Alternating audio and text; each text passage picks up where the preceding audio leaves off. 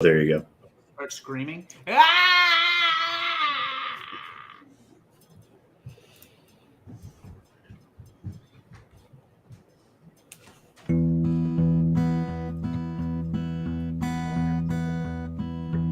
Go your own way, stones and shadows bite,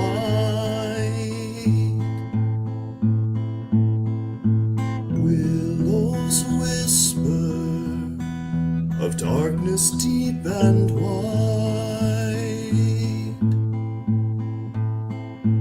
In the forest, there is no place to hide.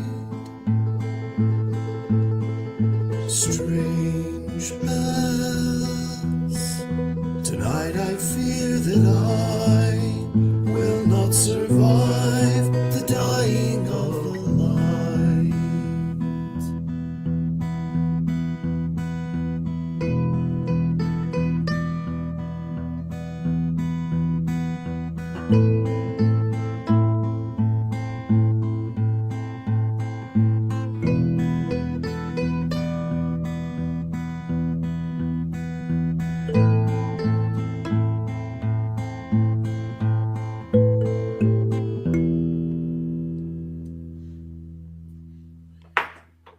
This is The Dying of the Light, Season 3 of the Starfall Collective.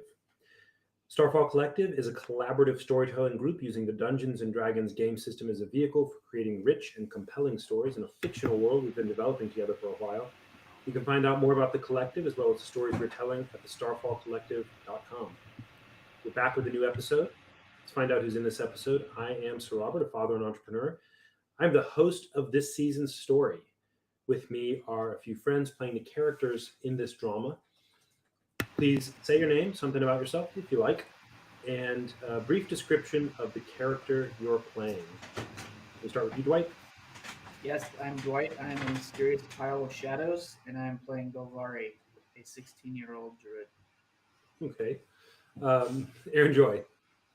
Hi, I'm Erin. I'm playing Neno, who felt really old when she started this adventure, but seems to be younger and more invigorated with every battle. Good to hear. Toll. Unlike Toll, Patrick. Yes, I am Patrick, professional vagrant and rabble-rouser, and I'm playing the character Toll, who his rabble-rousing days may be behind him. He may have grown out of that. Time to settle down. And Jared, how about you?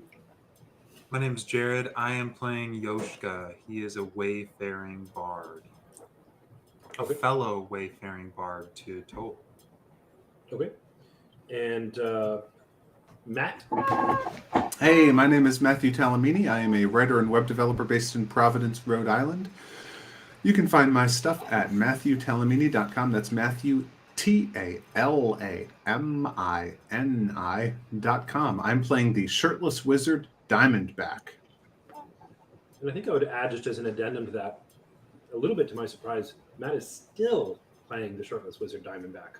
I did not expect that. Several times I was pretty sure he's going to die. Especially on that dark night, that road. Way to go, Matt. Yeah. Lucky. And then Josh? I was going to say, with the contrapuntal luck, or perhaps the lodestone of negative luck, I am Josh, and I am playing a new character every 4.2 weeks.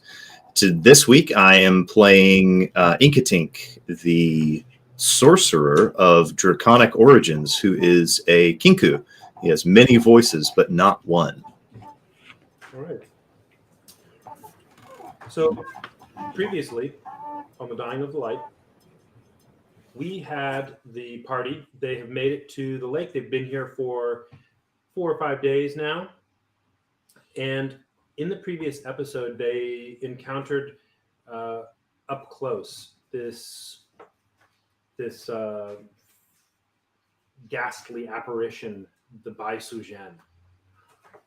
There were a couple of interesting things to note about this encounter, but probably the single most noteworthy was that during the course of the encounter, Toll was frightened by her horrifying visage to such an extent that she was able to take from him 10 years of his youth.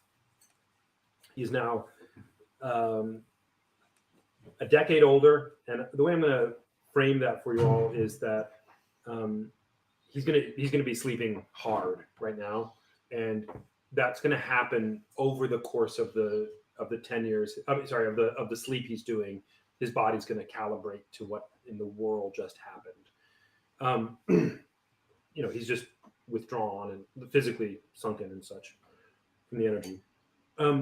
Several of the players were also scared by the visage of the Baisugen, notably, but the same thing did not happen to them. And also notably, Neno was frightened, but sorry, hold on one second.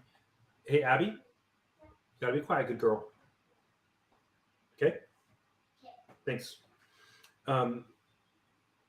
Neno was frightened by this visage as well, but something happened in her and she shook out of it, which was unusual for the way things were unfolding. They did manage to vanquish this terrifying creature, and trudged up the hill of this lake that has been draining. And as they trudged upward and upward, the maybe 30 feet to get to the top of the hill, vertically 30 feet, it was more because of the slope. They get to their place of rest. Lambro and Teko have returned as well. You're regrouping there. Dwight and Chekhov, are you back with them up at the top there to debrief? Why don't we pick up with Patrick? Will you tell us what's going on with Toll as he manages to make it to the top of the hill to your encampment? Yeah, so as the adrenaline of the fight wears off, his shoulders are going to start to slump and he's going to start lagging behind and stumbling over his steps and just having gradually a harder time making it up the hill. And when he finally makes it to the top, he'll say, I don't know why, but that fight really took it out of me. I think I need to go rest. Then he will excuse himself into, or not into, I guess, because the dragon's not there. He'll just sleep. Right. And you've got the way this is arranged right now. Here's what you've got on the top of this, 20, 30 foot circular black stone disc that you're on. Teko and Lambro have built a spit and a fire. They have been hunting. That's how they've gotten you some fresh meat. That top, when it's near the center, when the dragon comes, it's not burning him and he's fine. But you've got a spit that you can use for the animals that they have found, which has been a couple of things like rabbits and such. There's also a pile of various components, a lot of components that Inkatink has been finding, charged by the dragon. He has been going out and basically harvesting all of these that he could from the nearby region with help from a couple of y'all. Those are now in largest piles. There's about 1,000 components of various kinds. We talked about that a couple episodes ago. And then all your personal belongings that generally during these days while y'all have been out doing some work, Teko and Lambrel have been either hunting or watching the stuff. Toll, for you to come and collapse to your sleeping bag or bedroll is for you to be, in that environment right there, though under the great canopy. So, the dappled yellows and greens, and in this forest, more dark greens as well, are plainly visible to you above. You're not in any kind of enclosure. Diamondback, you mentioned that you're interested. This was all triggered by you going to the floating white stone, the float stone in the middle, a little Yeah. off middle of the lake, So, where you encountered by Suzanne. Sorry, you go ahead. Take it from there. please. Well, I think that when Yoshka settles down, or comes to a stop, and near the on the flat black stone where they've been camping, I think like a little pebble from down the hill like lands at his feet, and then another one, Huh? and then another one like hits him in the chest and bounces off. And Yoshiko looks in the direction the pebbles are coming from. Yoshika doesn't see anything, and then from an empty spot by a tree, another pebble comes just out of the air and bonks him lightly on like the heel or on the ankle or something. Hello?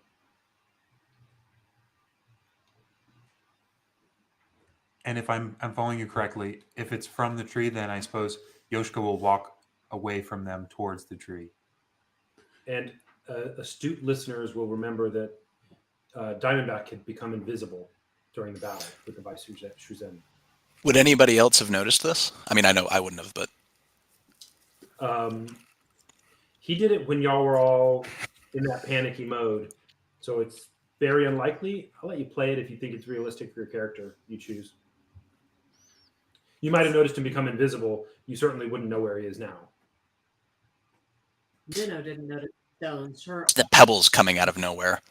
Oh, got it. Minnow didn't notice the pebbles. All of her attention is on Toll. Diamondback? Yoshika, Oh, you're sorry. What is it? the great dragon. The great dragon knew that my focus was beneath the water, and that area was the haunt of the dangerous Baisuzhen. And the great dragon knew that we would go to seek it. And when I asked the great dragon about these things, hoping for help, it laughed. And then, going into that situation, lacking the information which the dragon did not give, we got into a fight with this ghost, and our friend Tull was grievously hurt. He doesn't look well. This dragon is not a friend to us. It has its own agenda. If it seems like it's granting us a wish, it may kill us instead, for its own whim. Is it your intention to ally with this dragon and obey it and trust it?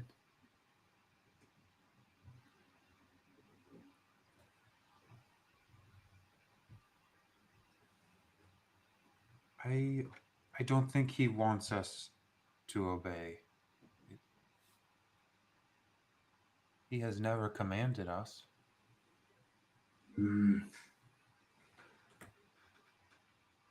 I think he is helping us. You know, when I was little, sometimes my father let me and my brother into danger because he didn't notice. He was tending bigger things. He had a whole caravan to tend to, and we were tending to small things, and we would chase a little lizard too far away. And when he knew you were going into danger, did he laugh instead of warning you away from it?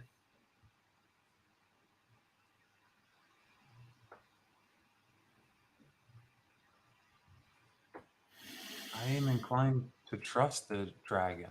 He is very large, and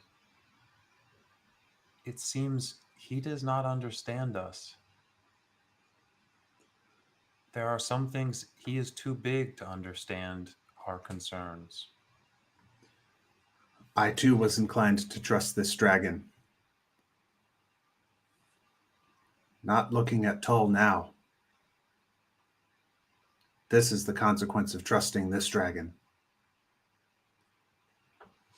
Yoshiko, you must be willing at a moment's notice to lead the group in the opposite direction of what this dragon is leading us to. At a moment's notice. Okay, but I still don't understand why he could have eaten us at any time. He kept us safe. What do you think he wants? Who can say? He has only been helping us. No, We helped the unicorn. The unicorn healed us. He was friends with the unicorn. I see friendships here. no, with a word. If he had said one sentence of relevant information, we would have been fine. Tull would be uninjured. No, this dragon can't be trusted.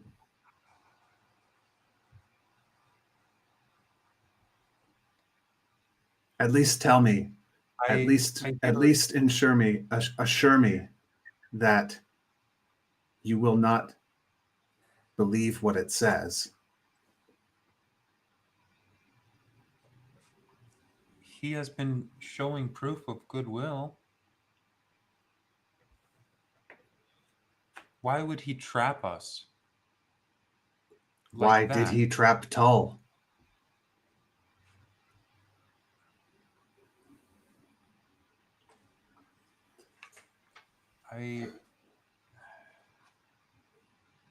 It was a narrow escape. Inkatink and I, a very narrow escape from the trap into which the dragon, I almost said into which the dragon led us, but maybe that's too much. No. Let me ask you this. Do you think it was wise to go? Yes? Oh, yeah. It seemed rather foolhardy to me. I Go mean, right where we knew her to be, while the dragon was gone. it was No, it you was were. unwise to believe that it was safe just because the dragon laughed when I asked about the danger. We can see she is dangerous to us. We don't need the dragon to tell us this, and you were foolhardy to go. That was right into her domain, right over the water, when we could have waited a few days for it to drain. Perhaps the dragon did not think we would be foolish. The dragon could have said as much. Or perhaps the dragon knew it would work out okay. It did not work out okay. What? I mean, Troll is tired, but give him some sleep. You'll see. Tell me, only I will keep assure my eyes me. open. I'm not trying to make myself a dragon god. Only assure me that you will be ready. Stay in readiness.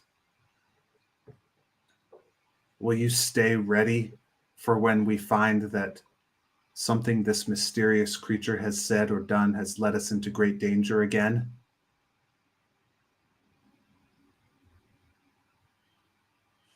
Don't sleep. There's snakes.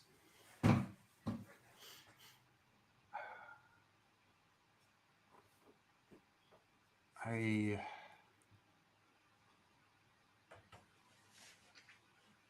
don't know if I'm going to do what you call staying ready. I am befriending the dragon and the unicorn because they are showing goodwill. But I will keep my eyes open. Perhaps that is what you mean.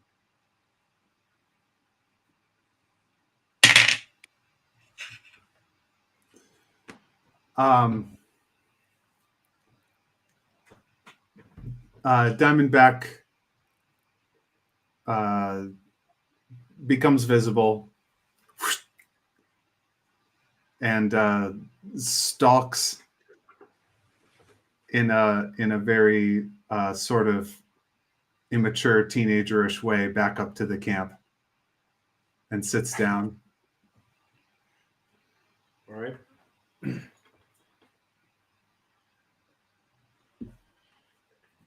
So I think that's the end of our conversation. Okay.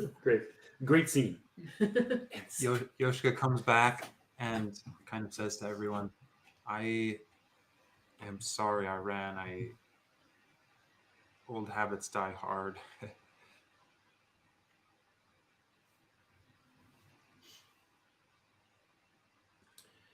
I suppose we move on with our day. Yeah. So, Toll, you're asleep here, and just based on how haggard you look from the events here, the others can tell plainly that you're not going to be getting up and going out, adventuring, at least for some hours at minimum. They don't, you're in bad shape. That said, you don't have any clear wounds. They don't see anything like that. And you do stir and move a bit in normal sorts of sleeping ways. And in that respect, you do not seem to be afflicted the same way that Teko's daughter was afflicted. She was listless, but still physically, functioning, breathing, those sorts of things. You are not quite in that same position. You're clearly something like sleeping more than she was. Teko has some concerns about that, but he seems to settle on this is different than how she was. So, and I'll Yoshiko would say, so is the lady, do I say dead or gone back? Just kind of to the group. What is there like a pile of ghostly stuff there? She evaporated or sublimated or whatever into as a wisp into nothingness.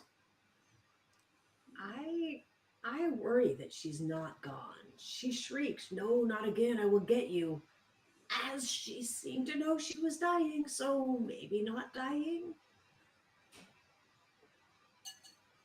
It was a horrible thing to see her. It was like she could no longer choose. She had died beyond death and was stuck here with nothing but overflowing pain. I hate Garatone.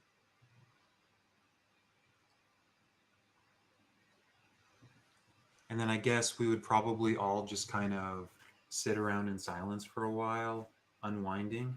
Yeah. And then Decompressing. Once we had decompressed some, Yoshika would probably get up and say, well, I need to learn about the black stones and the glyphs. The glyph we saw in our dream. Teko. So, sorry, go ahead and I'll narrate something about this. Would you like to come investigate with me? And Teko's happy to. I'll use his voice to narrate this, do it through him. Sure, let's go look. Look down there. And he indicates into the bit of the lake. It's been, you've been decompressing. The battle took a little while, decompressing. It's been an hour or so. And you look down into the lake, and if you recall, you were seeing, as the lake level dropped, these black shapes emerging from the water surface. And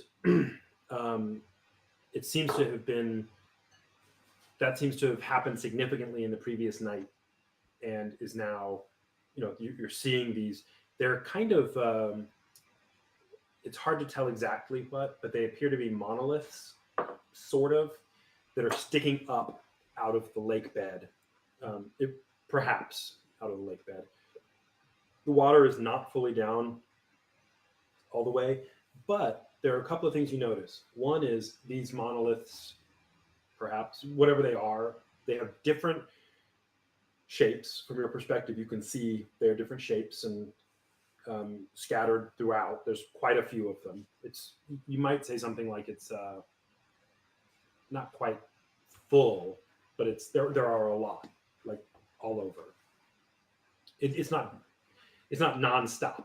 Like there's gaps and plenty of distances and spaces and stuff, but there are quite a few of them, many of them, and the shapes on the top of them, most of them are flat topped, like the kind of blocks you have seen both around the rim of the lake and also throughout as you've been walking since you've been in Garatone's domain. You have seen some of these. Sometimes you saw them, they were at an angle or something, but they had this kind of like cubed or rectangular prism shape. Some of them don't, though. Some of them are not squared. There are any number of them that have more acute angles. They might be triangular in their basic shape, or in some cases, some of them are round. The tops of them are varying angles of inclination.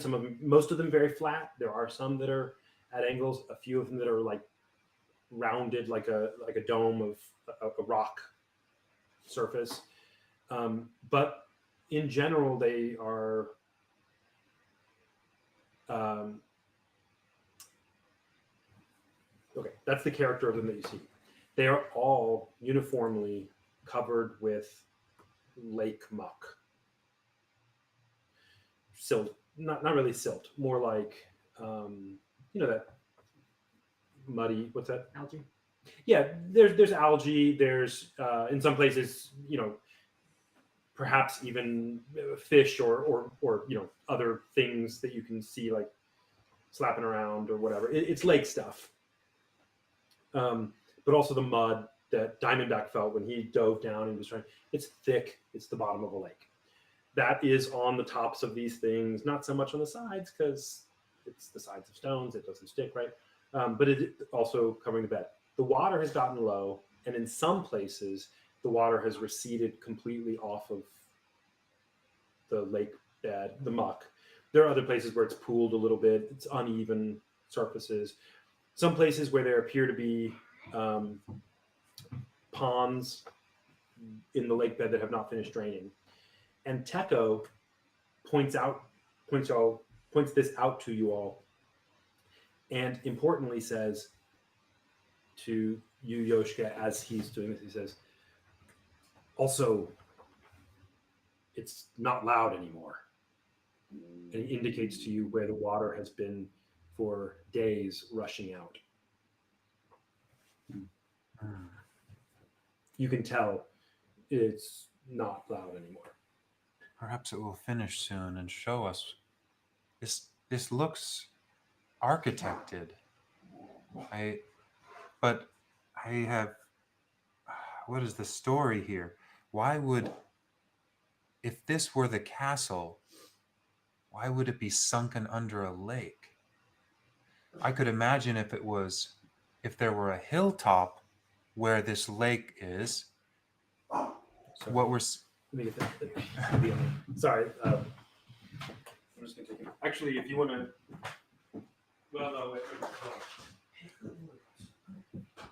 And just everybody else, well, when I left with Teco, I made an open invitation to anybody else who wanted to go for a walk and explore to come along. So everybody else, feel free to jump in on this conversation, and we can Diamondback say, is with you. He'll walk with you. Okay. Not saying much though. Golvari does not. Nina wants to be, but she needs put her feet up for a bit. You could put it in the water, but the water's like 20 feet down now. Does Nano have corns? Good question. Bunions. All sound like good stew ingredients. Gross. At this point, Nino probably has calluses. Not such a good stew ingredient. Well, it looks like the rooftop of a lair, Yoshka says to Diamondback and Belvari. Golvari is not there. Okay.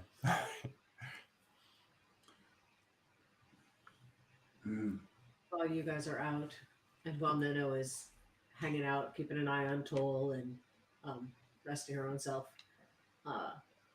she's also been brainstorming what this is. It looks to her like the foundations that held up a castle that is currently gone, maybe had a moat, maybe the moat drained into the basement, but the structure is gone. This is just the foundations. I think Inkatink is hanging out with Nino and is drawing a scale replica of the lake. It's probably about like maybe 10 feet in diameter, and he's kind of 10 feet in diameter. Yeah, like he's smoothed out a 10-foot diameter patch of dirt, and he is duplicating all of the various stones that he saw sticking out. Right, he's going and he's finding little rocks of approximately the right size and shape. And I'm going to show you what Inkatink has drawn. For the listening audience, suckers. I may or may not cut this part in post. Give me one If you sec. join Starfall Collective Premium Edition, you will That's get right. $59.99 a month. You'll get access to the free forever online YouTube videos. Don't tell them about those. We're trying to sell them. No, they're completely free for $59.99 a month. Let's see. Open, I guess is what I want. Yeah, let's do that. Don't open yet. when it's my season, I'm going to let people pay to make things happen to you guys. Very Hunger Games. Okay, Love it. this will work. I.e., LT's going to send me an Abe Lincoln, and you guys will all die. So cheap. Let's go, LT. Sell our lives dearly, please. I think I can share my screen. Please give us the right of first refusal to purchase whatever. You guys, I'm just going to turn my screen for a moment and let you see what they're seeing. Okay. But will they see what we're seeing? They will see you. All right. This is what you see. In your eyes. Ah. Can you all see that? Ticket City. Wow. Whoa, wait. That's all of them? All of the stones? So, as with the other times I've shown you things like this, this should give you an idea of them, but don't rely on any particular detail. It is a very good gist of what you see, but I don't have the hours in the day to like. Right. I guess my question is, when Yoshka points to it and says it looks like a lair, and Diamondback looks where he's pointing, like, do I see things that look like streets? Well, it's the tops. You're seeing the tops and at angles, but importantly, every gap you see right now is full of water, and everything that you might think looked like a road or something, those straight and they're actually, they're curvy and they have other shapes in them. The streets are the things that would be streets, but they're full of muck. Some of them all the way full of muck, like up to the tops of some of the buildings or near the tops. You're seeing a lake bottom that has been that way for a while. So just use your imaginations to fill in the fact that you're not seeing Right. tall buildings and things. But do I see like the stones are lined up to create avenues and thoroughfares? Well, have you and Yoshka walked? Sorry, go ahead. Have you and Yoshka walked back over to where Nino and Inkatink are? No, but they're looking out and seeing that. My plan was to depart from our base and walk all the way around, because I was thinking of those little dwellings that were outside of the lake. And it's about a half-mile diameter, as I mentioned. So it's a sizable place. And remember, not all of the structures are the same height. So some of them are sticking up out of the muck, and some aren't. And so it's a little more sparse than you're seeing now. Imagine 40 to 60% are under the muck here. So you're seeing a little more randomly sticking up. That's cool. Fair enough? Yeah. Cool. Mm-hmm. You yourselves are in the, on this, if this were a clock with north being 12 o'clock, as normal, 6 o'clock is where that opening is. You yourselves are at about 4 o'clock between those two over here. So it's a little bit of a walk to get there. Not very far, but like the water's been gushing out there for a while. And can they get across that, or do they need to walk? It's closed at the top. That opening is not open at the top. I have to get my charger. Sorry, I forgot about that. Oh gosh. Some kind of day. All right, let's see. I think I can just use Jacob's.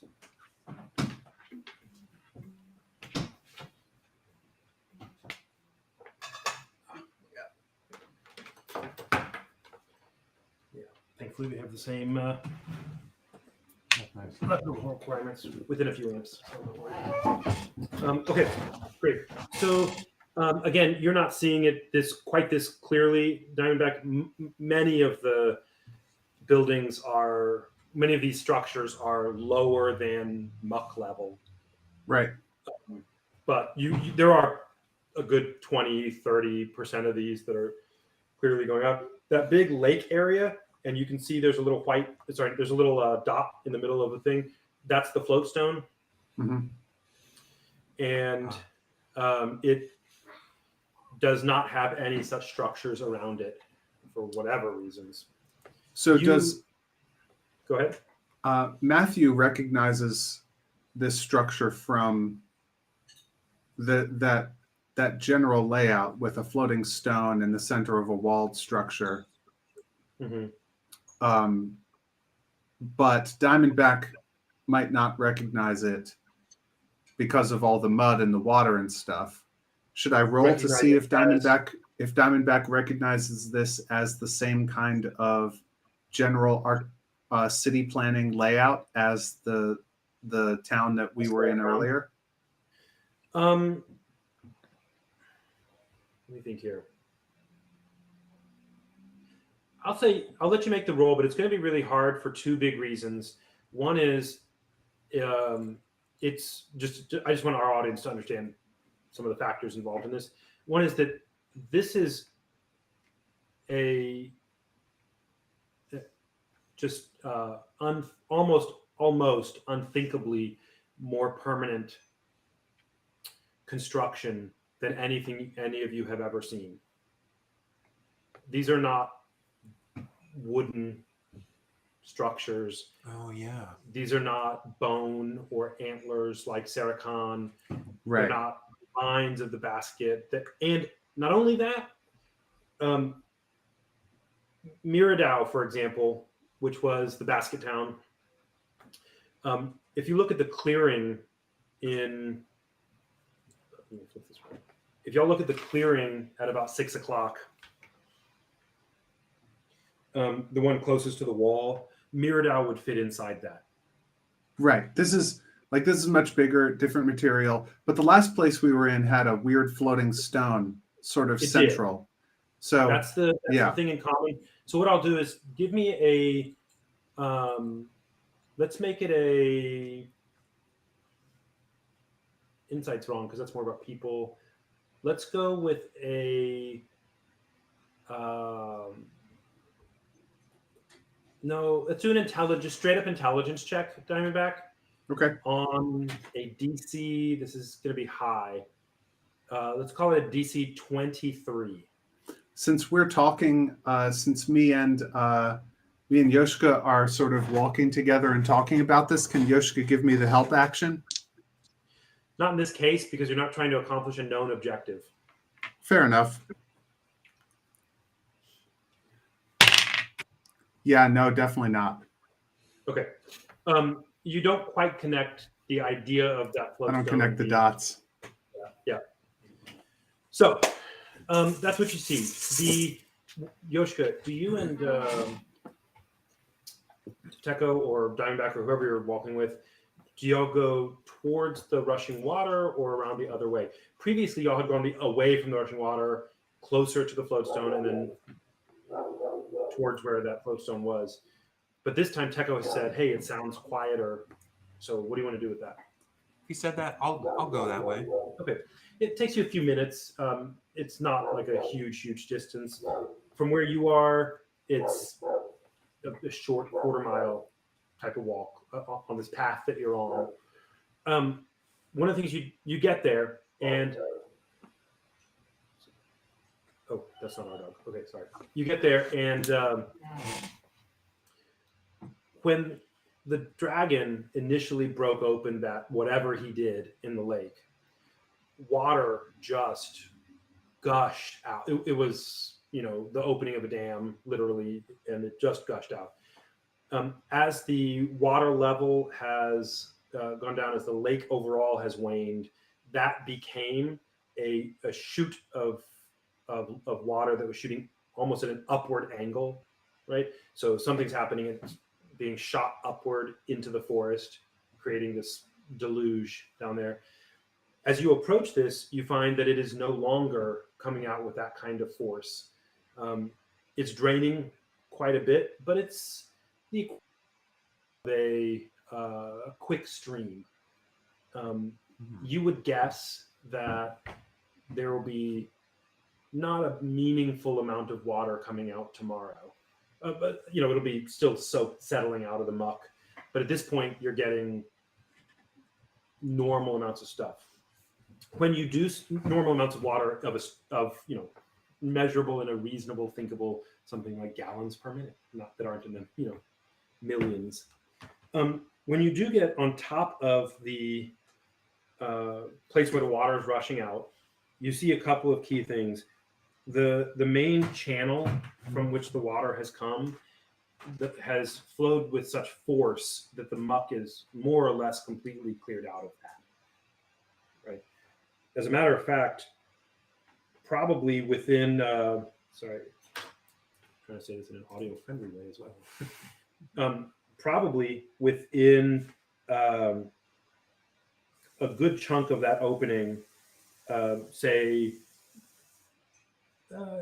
a few hundred yards of that opening, there's been so much water rushing through that more or less all of it is demucked, although still filthy, but it's not, it's just dirt. It's like covered with that. If you were to jump down there, for example, and go jump onto that and walk, you would find yourself walking in some not very deep muck. But what you can see is that in spots you can tell that that black stone would be underfoot. It's unclear to you exactly what the structure is, but there's a lot of that black stone. Finally, where the water is emerging, if you were to jump straight down the edge of that, you'd have about a 30-foot drop on the inside, right? 20 something foot drop to hit whatever the water and whatever's in the water. If you were to go, because the water's coming out so relatively gently out of the end, you actually can go and creep down there. Teco does that and motions you. And what you see is something like a tunnel in the hill that has been carved out by the water. It's climbable. You could work your way up the 30, 40 feet and you can see out the other side. There's some light. You understand that that's a traversable tunnel into this strange lake. Ah. It looks like we'll have to do some excavating. It's all drained out where the hole was. What do you think, Diamondback? Interesting. I would say that we should ask the dragon about it, but we'd probably just laugh.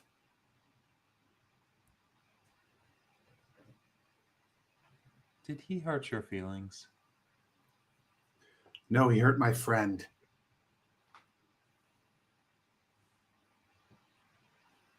He could talk. He wasn't like the girl.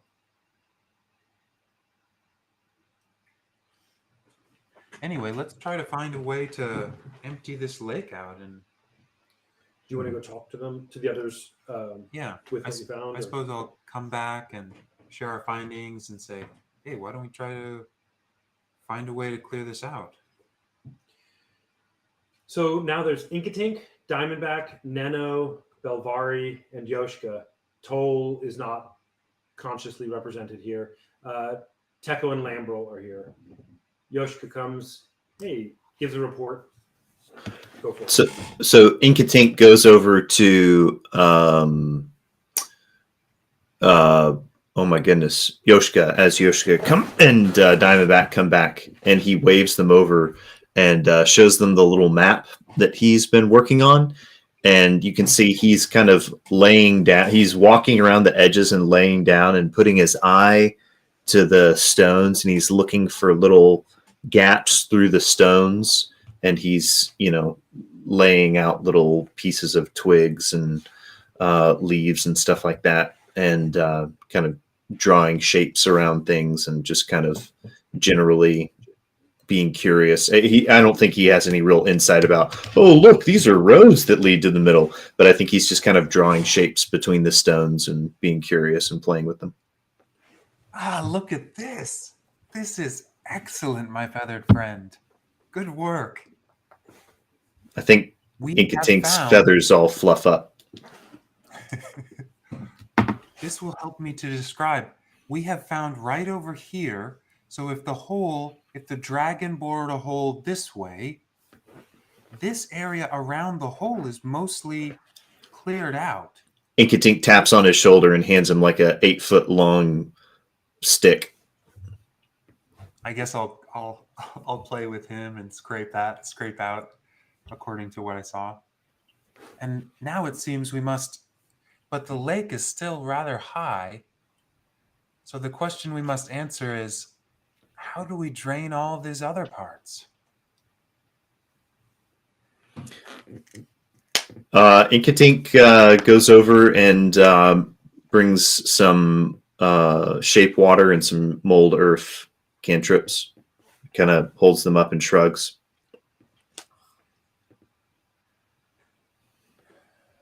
Well, would it be foolish to go in through the emptied part and just, if that part is cleared, work from there? I wouldn't want to be swept up in anything we let loose.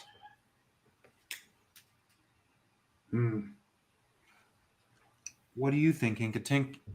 Are you willing to try? You could fly away if you set forth a deluge on accident.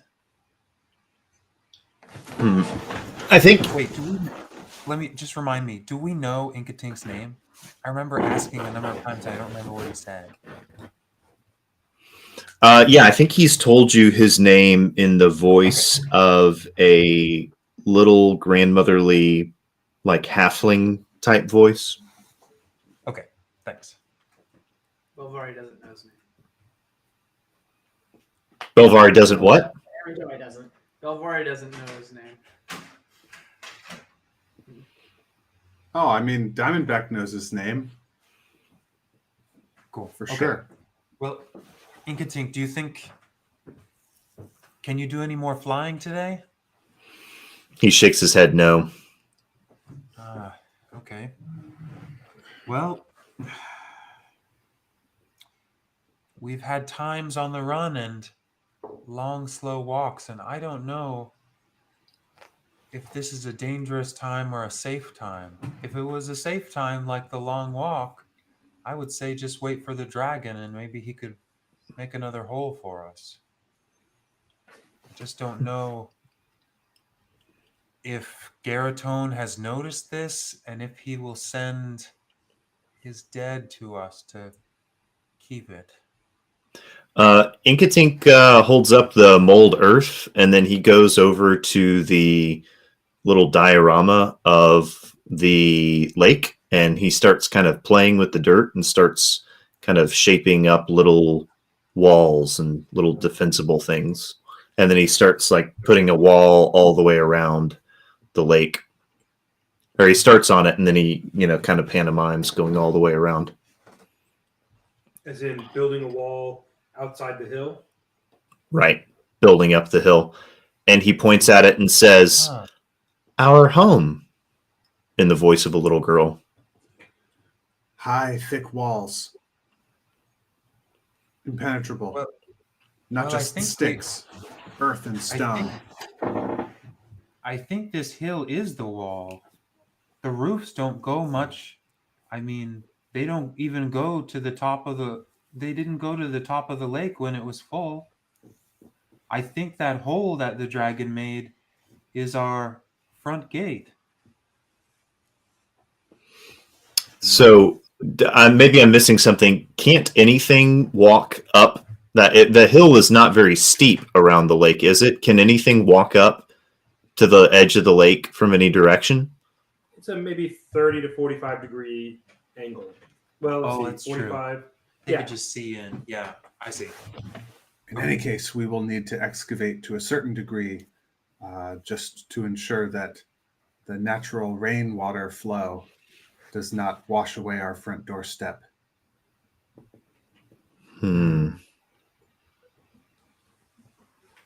Diamondback's from a very swampy area. He knows that you have to make sure that irrigation is okay in your town.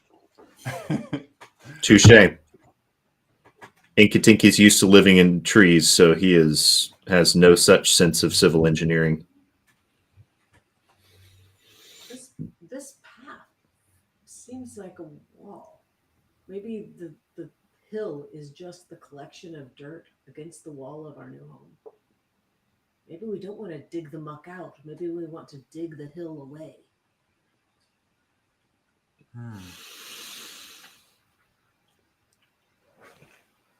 We can let's try it. Well, it would be nice to have more light, And I just want to give you but much more work, I think. I just want to give you a sense of these cantrips, which you will have known because you've seen this cantrip. You've seen this used before. It's called Mold Earth, and there's one for water too. It's roughly equivalent. The Mold Earth takes all of the earth or stone, including like pebbles and normal stuff, within a 5-foot cube, and can move it up to 5 feet. So, using it once will take a 5-foot cube, slide it 5 feet away. Using it 10 times slides that 5-foot cube 50 feet away. And for my purposes, or for what I care about it doesn't have to stay a cube exactly. It's equivalent motion, like Right. lobbing it down. And you can do things like lift it 5 feet in the air, like that's part of the magic. But then it drops. Okay, we could do it bit by bit. Well, what do you say we just go to the clearing and take a little 5-foot chunk out of the side where the muck is and grow this stream a bit more. To the clearing, to the place where the hole is. Like if we came Yeah. up here. Oh, oops, is it touchscreen? Sorry, yes, it is. Like I'm thinking for Josh and Matt, like if we just went through the tunnel that's been gushing water has been cleared out. If we just go up that way, we can just take kind of the muck has been cleared out in an area around where it was gushing. If we just press the edges of that area, I think we'll come up to the borders of where the muck is, and then we can just start taking. It's so big. I think we can just start taking little 5-foot blocks off the top, and if we take it off the top, then it won't flood us and wash us through the hole. There's not a whole lot of water left. It seems to be there. You can see parts where there's water in it, Oh, but it's not like right now you're seeing a lot of muck. okay. So it's basically ready to excavate. Okay. Well, I'm sorry. Let's I was excavate. Let's go So excavate. Yes. everywhere where you see a big in the thing I've shown you, everywhere where you see something like a clearing here, you can see broad flat puddles. Everywhere else, Okay. you see I was imagining 30, 40 feet deep still. no, Okay. probably closer. So to we can see maybe some- like windows or something like that through some of the higher things. they seem to be everything filled with muck. Can I Okay. make like an intelligence check to see about how many 5-foot cubes of muck there are? Sure. How many cantrips did y'all have of that? Was that the 470? It's in your community thing. I thought it was like 800. I can't remember off the top of my head.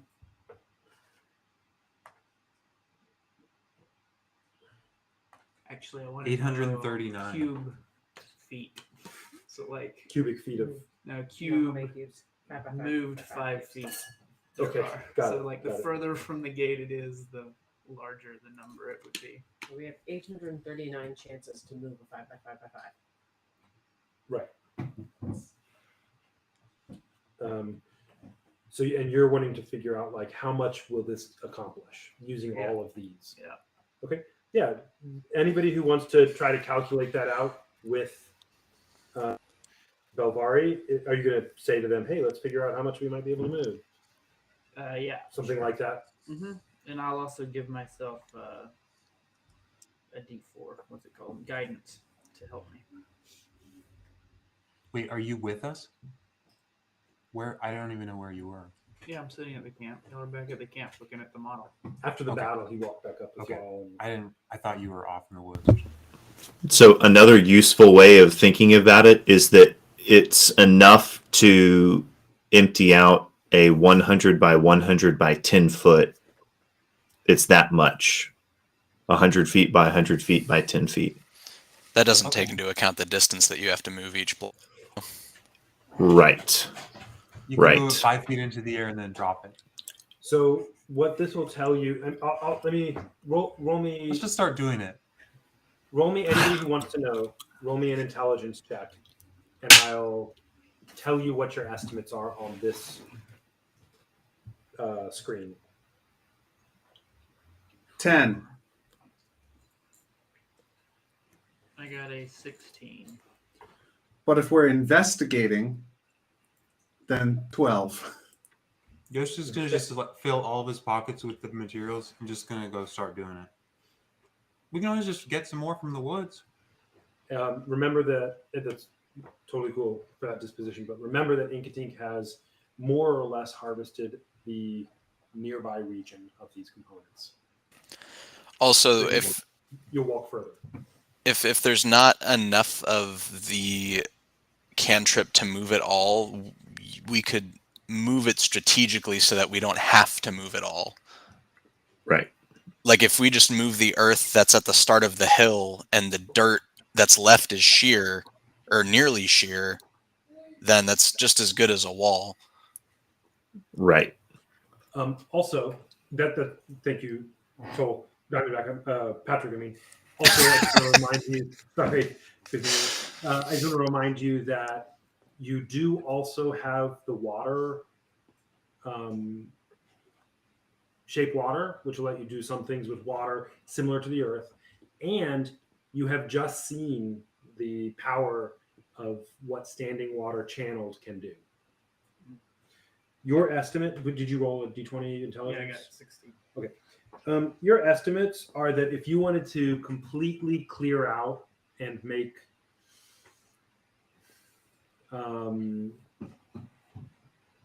not terribly unpleasant lake like, if you wanted to do one section, completely clear it out, you might be able to get a good chunk. You're varying. You have like a little bit of a disagreement about how far you get into the town of that. You'd get a little bit less if you also wanted to try to move some of the hill away from the path to see if you want to experiment with that. But depending on how much you experiment, it might make a difference. Okay. I'm just gonna spend the rest of the day moving it out. It seems like if the spell can only move it 5 feet, we're gonna have to move it out through the tunnel. We can't move it up. I don't know how we would move it up the 30-foot wall with only 5 feet at a time. And here, Are y'all talking about clearing out the inside or the outer area? The inside. Oh, I thought you were talking about away the clearing the building. hill area so that it was a wall and people couldn't just walk up. Patrick, you were saying try to excavate all this. Seems like that's gonna take a lot more. What is No, Yoshka's, I didn't even realize we were talking about the inside. Yeah, what is Yoshka's objective? Just to kind of have fun and start clearing it out. Clearing out what to get where We have to do what? 839. It's To huge. what Just end? start clearing out a little bigger. Sorry, I'm just resetting my changes. Yeah, Diamondback's not gonna help out unless he knows what the plan is. And I think what Sir Robert said about water is probably something we should employ first rather than second. Because if we can create water to get some of that mush out, then we won't have to move as much earth and we won't have to use as much or as many of the spells.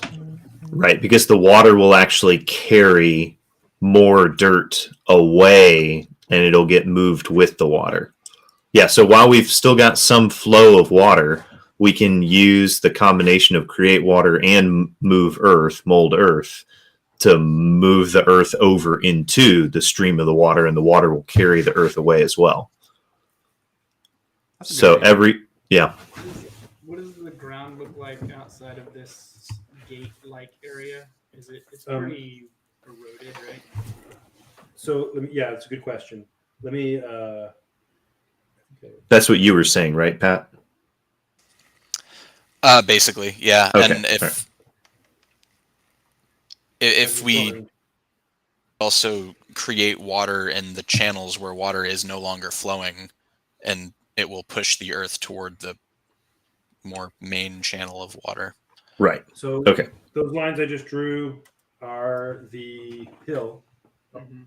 ballpark, and right in this part, there's basically the water has dug a tunnel about 10, 12 feet diameter that y'all can just walk through into the thing. That said, it's covered, and it's only about the size of the hill. Right, it's shooting out of the lower middle portion of the hill, and it would be there's not that much of dry soil above you. To give you a sense of that, if you used maybe 15, 20 components, you could probably collapse that tunnel pretty easily. I'm not saying you should, I'm only describing what's there above you. You could probably collapse that tunnel and you would have more like a kind of slightly hilled path that would go back down underneath this entryway. underneath the entryway. The entryway is the black stone, including above it.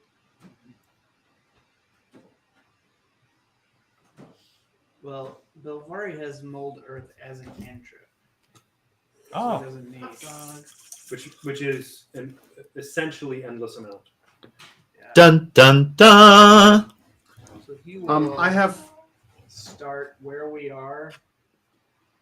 Our little square, Y'all are over here, right about there, and he'll just start grabbing 5-foot cubes from the outside of the wall, or from the outside of the wall and tossing them down the hill.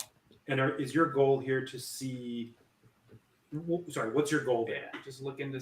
I want to find the bottom of the black stone. So, and let's. Does anybody mind me talking about what happens on that discovery, or do you want to say something? please. A thing happened. Please, please. I think we're all watching him do this. Yeah. Belvari, Chekhov is panting and running after the dirt and fling. He's having a great time. And basically, and as a cantrip, so what's happening is Belvari is having his medallion in one hand, clutched tightly. That's necessary for him to use it. He has figured out. He has it clutched tightly in one hand, and in the other hand, he's reaching forward. And what you see happening is, because he's doing this frequently, very rapidly, and just to give you all a sense of that, he'll do about 10 times a minute. Because he's 6 seconds, and he's kind of pulling these. What you're seeing is this black mist that you're all very used to and not freaked out by. So it's not a spooky thing happening, but the black mist that is generally swirling, you see leaching up from the ground through his legs, as is fairly common for you. And the one hand that's clutching the medallion is more or less constantly enshrouded by this swirling mist. The other hand, he's using that, and tendrils of that mist are going and sort of wrapping around a chunk of earth and pulling it. And it's, some of it's like being dragged a few feet and dropped, and others of it is, he's able to get smaller chunks of it here and there, stones, and kind of fling them further. So he's doing this excavation. And Belvari, Dwight, help me to understand, what would your strategy be in doing this? Are you attempting to go like make a deep cut down it, or are you going wide? Yeah, I think I would kind of do a little bit of a V. I'd start going down and then see what happens. Like if dirt's just falling into the shaft, then I would kind of widen it out. So this dirt is not wet. It is on the outside of the lake, and there's this black stone. It's dry. It's relatively dry. It's forest soil. Mm-hmm. And if you were to just dig straight down, yeah, it could collapse on you. But a reasonable, modest, berth on the sides of that are going to be, you're going to feel secure about that. And then every once in a while, I might come out a little further away and move some of that away so that. So you're kind of digging almost a. Sorry, I'm grinding.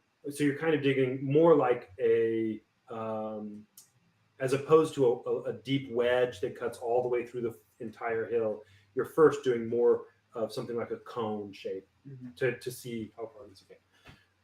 As you dig, but against the wall. Yeah, halfway focused on the wall. Yeah. And real quickly, this cantrip can move stone. Okay. Do you not want to move the stone? I don't want to move the stone. And so you don't. And what you find is that this, as you go downward, the black wall is as sheer on the outside as the end.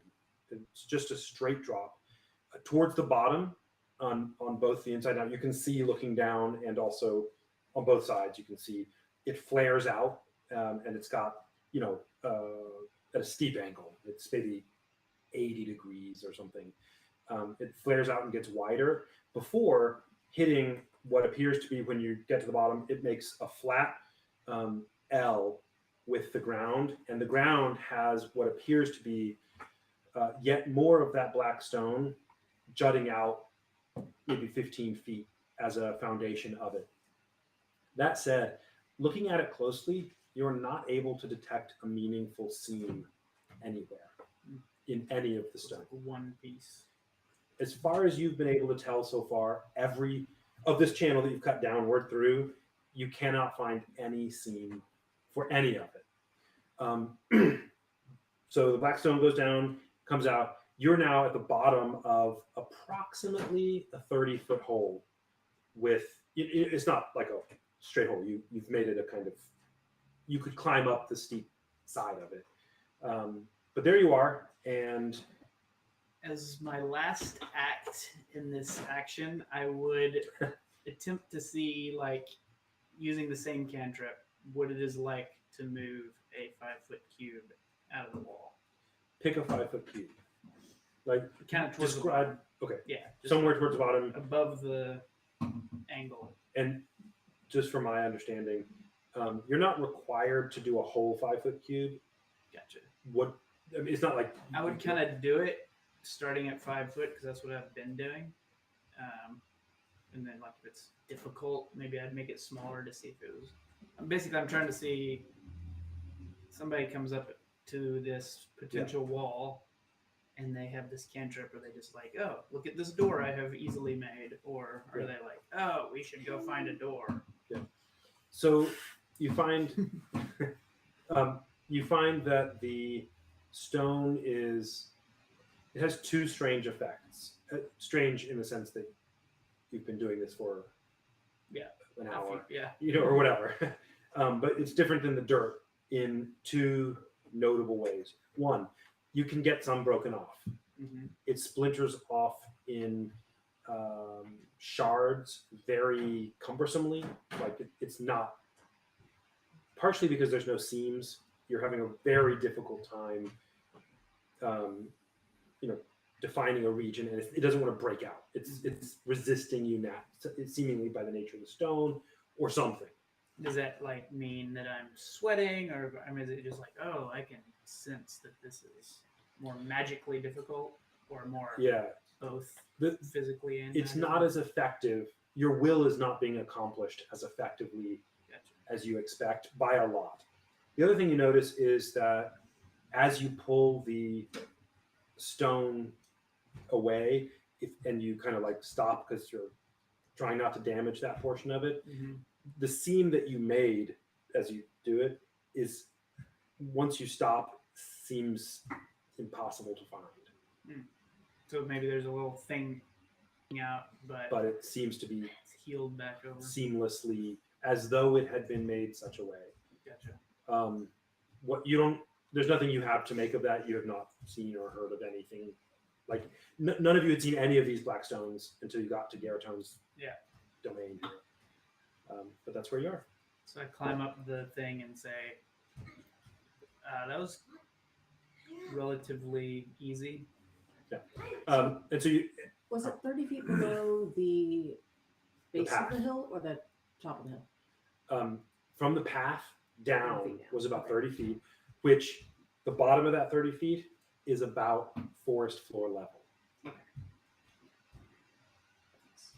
Well, I am bad at this. I will leave it to you guys to do. Okay. So we're going to take our 10-minute break. This is a good spot for that. We'll be back at 9:02, something like that, and figure out what is happening the rest of this day and where to go from here. Thanks. Mute us. Right. Man, that's handy having an unlimited resource like you. Yeah.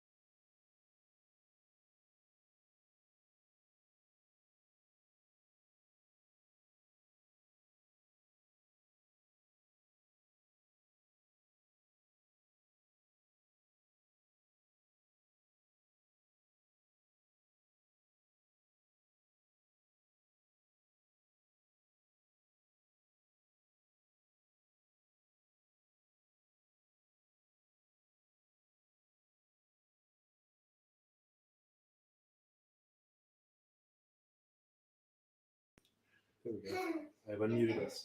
But turn it back and Wait, wait, wait. but go for it. I don't want to have a chilling effect. I just also I was enjoying the conversation. I thought. Listeners,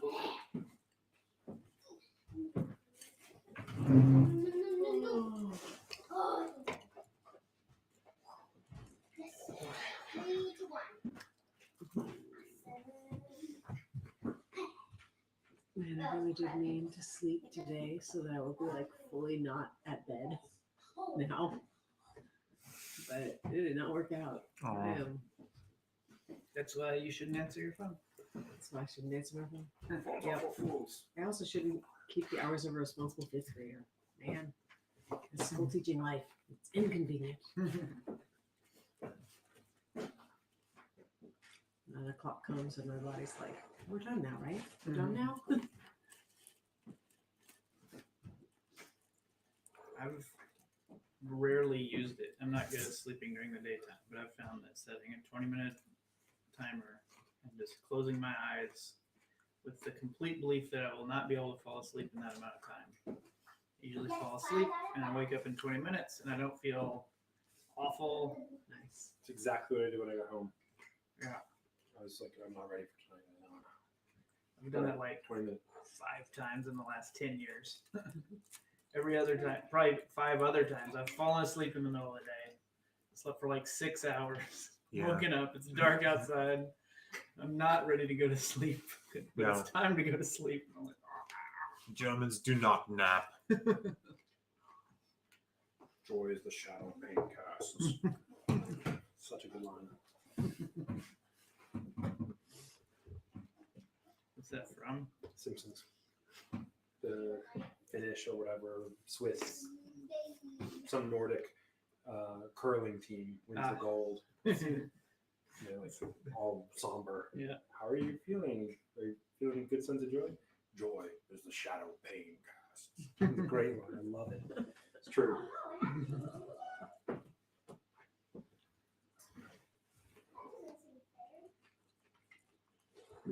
Wait, Good job, Abby. I highly No. support talking back at your screens.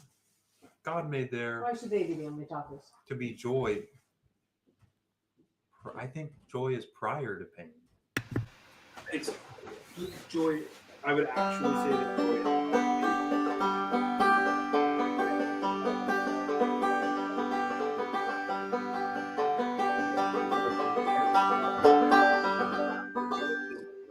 However, in our current condition,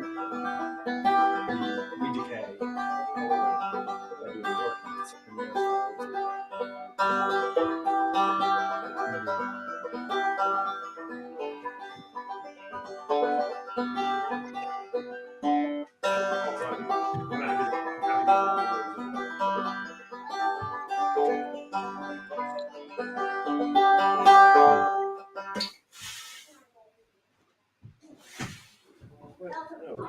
That was nice. Matt.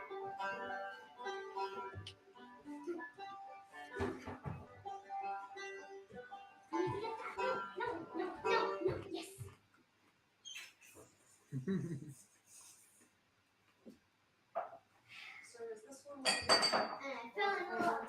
sorry? Is this one of the funny ones? I never played ones like RV8. I think she eats the non-pottery ones. This is special. That's true. Yeah. That's Oh, true. wait. She has some other. Is the giraffe one special? That one's good. Like, I know all of my ones are special to me. That's why I kept them in the others. That's fair. So, Is this Hey. a special one? Hey, Sir Robert. Hey. Tell me if this is something you at all would like me to tell you when I get in these situations.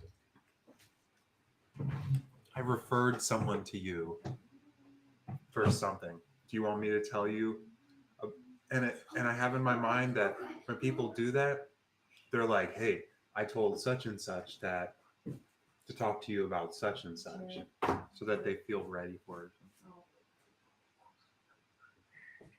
I can mute my mic. She was saying, hey, you're recording on YouTube. Okay. I have a preference.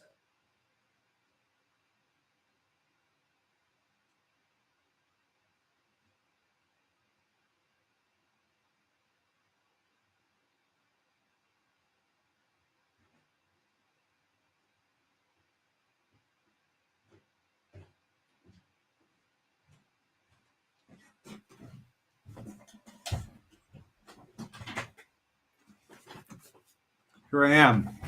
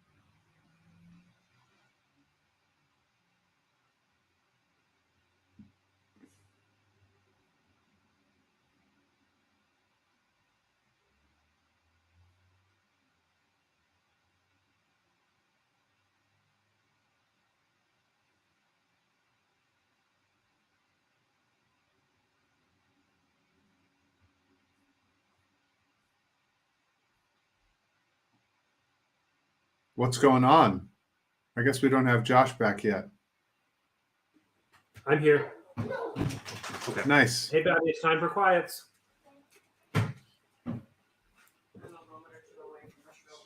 Yeah, sounds good. Erin's finishing up making her tea. You should assume that I am always a moment or two away from a shrill whistle. Screech for me. Hey, Simon? No, he's good. I thought I saw him walking around. Is Roscoe out here, or is it just Kiki? Okay, keep him separate, will you? Did you see him? Oh, there he is. He's chasing Kiki now. Roscoe. Crazy dog.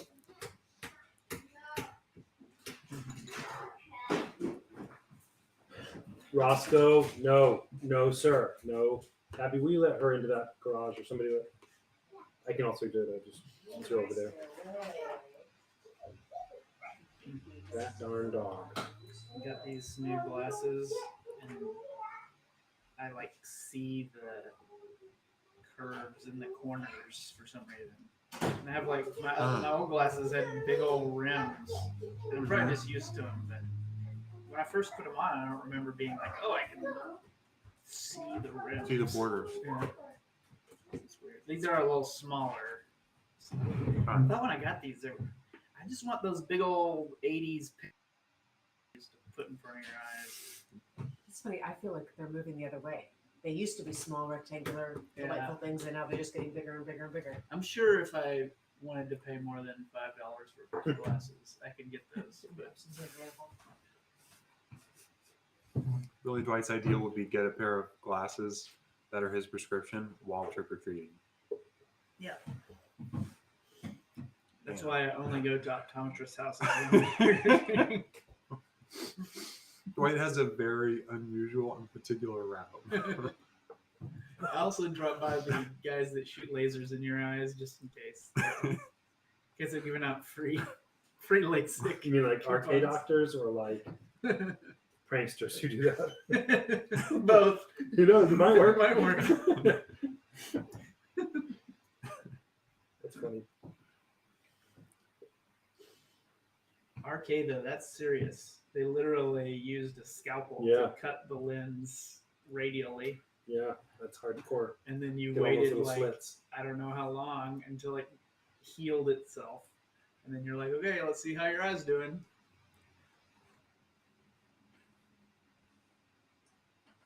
Did LASIK replace Say it that? again. Is that what that was? Yeah, Maybe LASIK uses a $10. laser to do it, and Got it. you heal like there's not giant cuts to heal. It does something different. In my mind, those were equivalent. Yeah, I mean, for yeah, some reason. yeah. LASIK. I think there was another step in there too. There was medium invasive. I say that. Now it's on YouTube. I'm going to get my Optimus license revoked. Because you didn't know that LASIK was better than RK.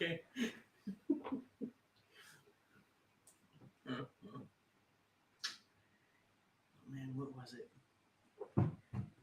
There was something. Me and LT were talking about something at work, and I came home and loaded up YouTube. And YouTube's usually just shows me videos from channels that I have already watched. I thought you were going to say your inner soul. It shows similar videos. So, like, you know, I've watched a lot of restoration of old toys. So it's like other channels that do the same thing. Yeah. And that's about it. But every once in a while, it'll be like, here's 5 videos that we really think you'll like. And they're very, very wrong. But I have that experience with some too. I'm like, no, this is awful. But this time, one of those 5 videos was like definitely a keyword that shows up if you searched based on the conversation we were having. I'm like, YouTube? Seems like it wouldn't be too hard to set different parameters for recommendations, like different levels of branching out, where it's like, okay, Dwight has these 45 different interests. Yeah. 85% of people with 30 of those 45 also like these 10, which Dwight, YouTube, which is like, what I believe all algorithmic people have found is that people engage with the stuff they give them while complaining that the stuff they give them is not what they want. And some people complain that the stuff they give them is not what they want, and they go away. But just almost everybody is like, "Yep, this is great. I love it." Or I hate this. I hate this. I hate this while they're watching it. Garbage.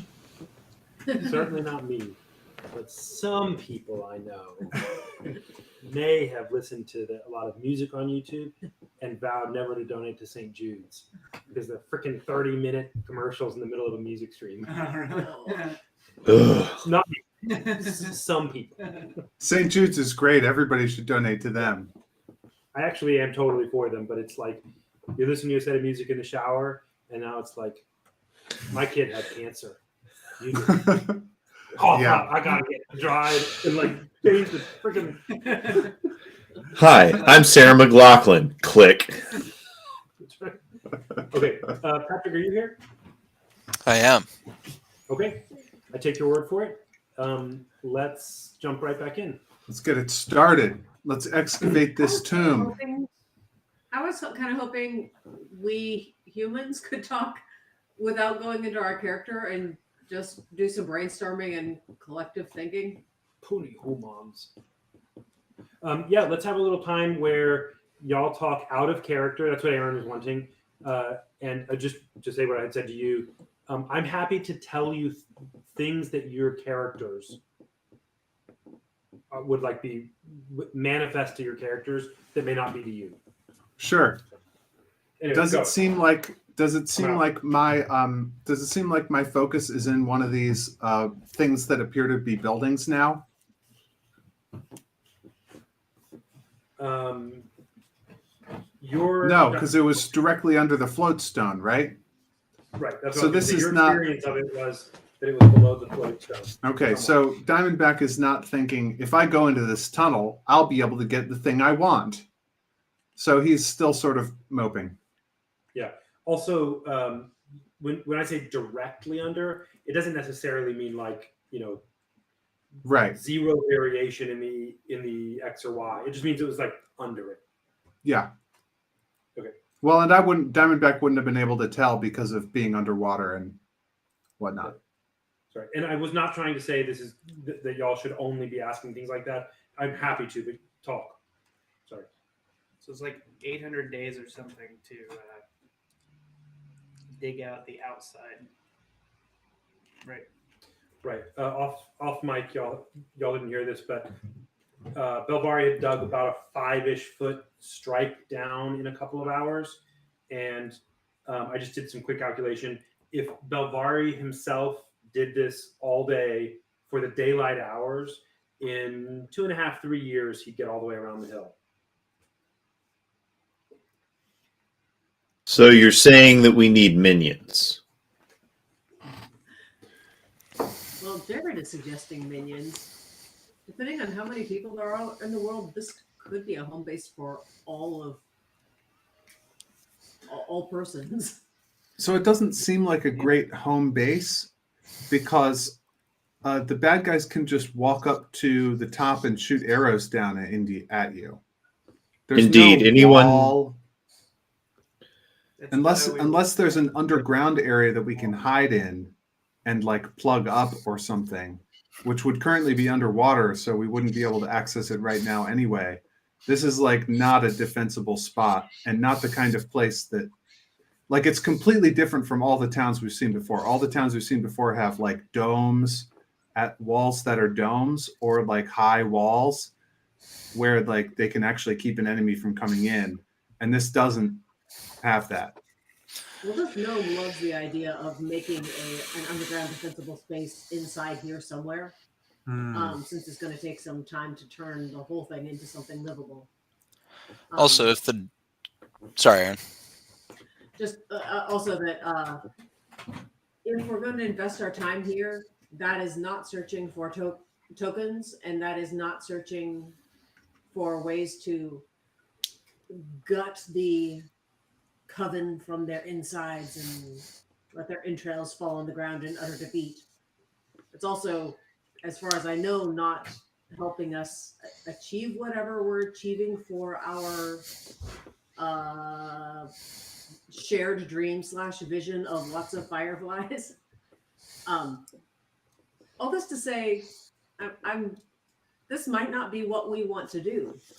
Turn this unless this home is going to fill back up with water or get overrun by something we then have to fight out to reconquer it. We may just want to let this lie and go do other stuff, knowing that we can come back to a home. I mean, for what it's worth, the dragon said he was going to provide us something, and we don't think there's no reason to believe that he's done. True. It's certainly not a home yet. It's a festering pile of swamp wound waiting to happen. With a possible It's recurrent ghost in it. it's so big that I was thinking we could invite Teko's village to come like clear out a quarter and live there. And I don't know, Garrett's village, if we can get message to him. Teko's village invites the Iron Bell to come and I wonder if Diamondback having his focus might give us another option It is as the far closest as focus, as far as we can tell. what? It is the closest focus as far as we can tell. I mean, yeah. Right, yeah, I mean we're right there. So if we get it, maybe he will be able to do something to expedite anything else that we might want to do. It's true. Certainly. That's possible. Most If immediate Diamondback- goal. If Diamondback gets his focus and one more level, there's some real possibilities. Right. At that point, we have the option to do necromancy as a form of perimeter defense Necromancers- and or deception. Yeah. Necromancers become real necromancers at level 5. Before that, you're just inappropriately playing with the grave. You're a necro boy, sir. A necro boy, sir. That's my new character description. Necrotine, sir. Necrotine, sir. So if the Go on. dragon isn't done, or if he's willing to do any more on this village, he apparently has the power to bore through the wall that this cantrip could only maybe shard. So he could do whatever. Like he can accomplish the homifying of this for us if he wants to, is willing to, etc.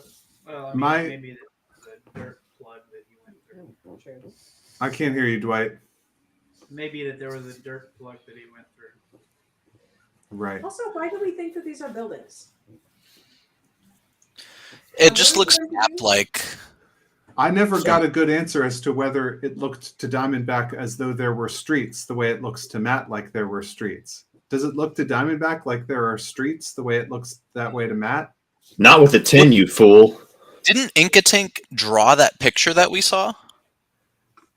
I created that diorama of stones and on swept dirt.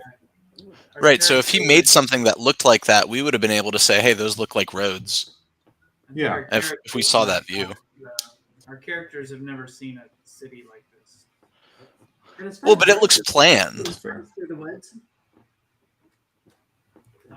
Yeah, I mean, I feel like we wouldn't get the impression that that was some sort of natural thing or that wasn't. I mean, because it looks like, Yeah. So like Matthew said, It's roads built. and paths and stuff. People built let it. me jump in first. You do not have the impression that it's a natural phenomenon. None of this is. You can tell it's not. Boulders scattered near. So, Robert, I saw a floating white boulder just yesterday. Fair enough. Okay, so was that Outer Banks? I'm just kidding. Yeah. No, it was Lapita. well, why don't we just try to A-line it for the very center today? I mean, we can talk to the dragon when he gets back, but while we have daylight, let's just go for the obelisk and see if we can get Matt's thing. That's what I'm thinking. Because if he'll help us do that other stuff, then we might as well let him. But I don't think he'll help us get Matt's focus. So has it been 24 hours since Inkatink and Diamondback attempted to No, fly it's off the to same the day. middle? Okay, in that case, Inkatink would probably go over to Diamondback and hold up his hand and say, water, stone, water, magic. How deep? He's asking Diamondback pretty clearly, how deep did you have to swim down and how deep did you have to dig? Because Inkatink saw that Diamondback came up with muddy hands. It's hard to know how deep you have swum down, but I think Diamondback would be like 10 or 15 feet. Very deep. Still a lot of water.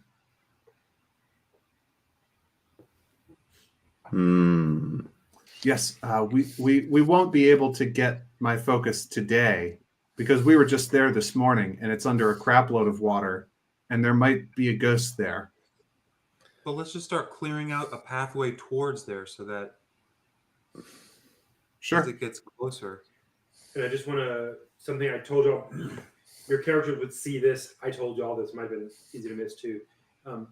The empty regions on the map have water in them still, where other parts don't necessarily. So the part under the stone, the floating stone, has water in it, but it's not it's not necessarily. Sorry, the water level there is going to be higher than the empty part y'all have been standing in, right at the entrance. Just go down one of those main roads. There's like straight roads right to the center. Okay. It's a thing to do. Yeah. Diamondback will go with you, but Diamondback's opinion is that if the dragon wants to give us something good, like he says he's going to, he can prove that, because currently it looks pretty bad. By the way, Pat, I can hear you well, but your breathing is coming through as clearly as anything else. Oh, that's unfortunate. Okay, let me lower the mic a little bit. Yeah. It snores. His character's sleeping, so. That's true. We hear an almighty in the background. But yeah, let's start clearing out a path to the interior of this thing. Might as well. Okay. So let's jump into the action there, back into character, and I'll talk about some things. I don't have a good way. How much is this open? Sorry, I just want to see if my laptop. That much. Okay.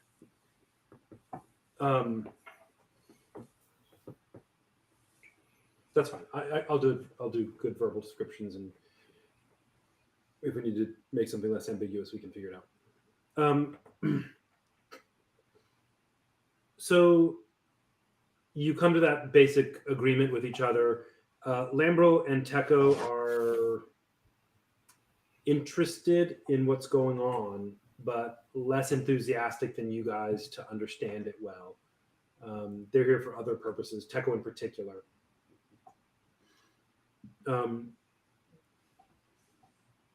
Yoshka, you had made a very persuasive argument that it's to everyone's benefit for them to come with the group, and they're happy to do that. They offer to tend to the site and keep watch over Toll while others of you go. Okay. Does that sound good? Yeah. And as I head out, I'm gonna try to keep that narrative going that I started with them and say, listen, there is a symbol we saw in our dream that I believe is connected to your daughter's healing. We're going to clear out a pathway in there, and I'll be looking for it. They're appreciative. They more or less they don't know what to make of what's going on. Is this the symbol that you were speaking of, or a different one? Yes, that's the one you've been seeing. Something like that. I can show you what he's showing. Give me 1 sec. Oh yeah, Golb's arm. That symbol has actually come up. Versions of the symbol have come up a few times. That's right. Sleen's dagger, Golb's arm. And they're not always the same, but there are notable similarities. Or sometimes it's portions of the same or other things happening. Okay. That's cool. Thanks, Josh. So, You got it. You guys leaving Toll there to do that. And I'm speaking for Jacob, who is super, super tired today. Talid is also going to stay with Lambro and Teko. To watch over Toll. He's not super keen to go back into an unknown thing like this right now. So you go and walk around to where the tunnel is. I assume you want to go back up through that little sort of channel that was made by the water. Walking through it is muddy, but not difficult, especially. It's a quick, not like super quick, but it's a quick but shallow.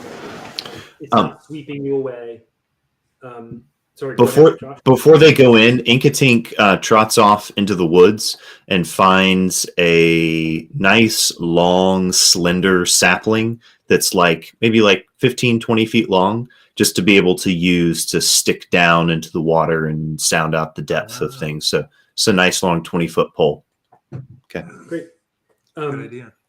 And the muck that you're walking in for this stream, it's actually washed away a lot of the stuff that was there just from the force of the water over the few days. Has washed away a whole bunch of stuff. So what you're finding is you're on firmish ground underneath, but it's got a couple inches of muck that you're kind of squishing through right at this point. It is not strong enough flowing water that you're being moved by it. Your general impression as you come through the tunnel and into the lake bottom is that the water that you've got remaining is something like draining out of the muck. So it's not exactly that it's not rushing torrents of standing water. It's that there's a whole bunch of retained water in the lake bottom stuff. It's leaking out. That's good. There you go. You can walk a little way up the main thoroughfare, not super far, but a good, dozens of feet before you maybe 100 feet or something before you're. It's getting thicker and less well cleaned out by the rushing water. As they get to the path, Yoshka turns aside to all these, what looked on Inkatink's map like buildings, looking for signs of doors or windows, or are they just obelisks? Hold on one second. I'm going to pour out my dice. I'm going to have you all roll some things, and I'm ready. give you dice for people who want them. One of them.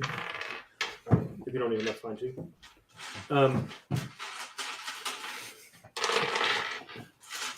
So I'm going to assume, for the sake of what we're doing here, that y'all are going to be talking to each other. Hey, let's work together. Roll a investigation check to look for anything that you would consider to be doors and things. Doors, windows, whatever. Oh, that's going to be a 19 plus 5 is 24 investigation. 17. 17 for Inkatink as well. Okay. Sharp eyes. 2 plus something. Okay. Come on. 10 for me. Hey, that's some interesting mud. Yeah. Y'all are looking for some. Diamondback first is the first to spot something, and what he actually finds is one of the buildings. Several of them have these indentations that have been cleared out. The muck of them has been cleared out of the front of the buildings, kind of washed out by the water. You notice a couple of things about them. One is that they are basically, well, a little bit more than that, circular, but with the bottom third of the circle cut off on the ground. These indentations. They do look about 7 feet tall. The circular holes. They're maybe not circles exactly, ovals, but they're round. About 7 feet tall, and they kind of come inward with a sort of egg shape into the obelisk. Does that make sense? So they're sort of alcoves. Yeah, kind of little alcoves cut into it, sort of, with the back of it having a lot of muck and stuff in it. Diamondback, you find one that when you go to that alcove, you go into it and kind of scrape away at it. It's not the dirt when you wipe that off of the black stone is actually not dirt on the black stone. It is just packed with dirt, and as you excavate out, it looks like that little rounded alcove narrows to a smaller shape, like a smaller egg shape, and that's a hole into the building. How big is it? About so the larger outside of the hole was about 7 feet tall, and this one's about 6 feet tall. No, I mean, So how big is the smaller hole into the interior that I see? Can I put my hand in it? Can I walk? Could I go in there? It's about 6 feet tall. The hole that you're saying is about 6 feet tall and about 4 feet wide, and it's kind of an oblong circular shape. What's inside that you see are through some gaps, but it's full with 5 feet of muck. The whole interior of this thing that you can see. Yeah, so the structure itself looks like it's about maybe 18 feet tall on the outside. So I rub between my fingers some of the root of the windbark birch to cast the light cantrip, and make a light on I guess my I don't know. Let's say plenty of little stuff. If you wanted to get a pebble from the lake bottom or whatever. My dagger. My dagger's Sure. glowing brightly now, and I put my hand with the dagger into the thing to try and illuminate it and look around some and see what's on the inside of this hole. You see what appears to you to be, well, I was going to say a room, but really the top half of a room. It has some interior contours. It's hard to tell because it's got 5 feet of muck in it. But I think Inkatink takes out some cantrips and starts pulling the dirt out. I mean, this is the first room that they found to inspect. So he starts excavating it. Diamondback So gets out of the way. Good. Good. It wouldn't take you very long, Inkatink, because the size of these, you make a big mess in the street. There's a bunch of junk out there, but you are able to pretty thoroughly and well excavate the bottom, this main chamber that you would enter into. It takes you a couple minutes, 3 minutes, something like that, to get all that junk out of there. Okay. That said, what you find is you are in a black stone room. It is tall ceilings for what you're used to. It's not something where it's not a hut. They're 8, maybe 7, 8, 9 feet tall, depending on where you are. A couple of entrances to other smaller looking chambers, also 5 foot full of muck.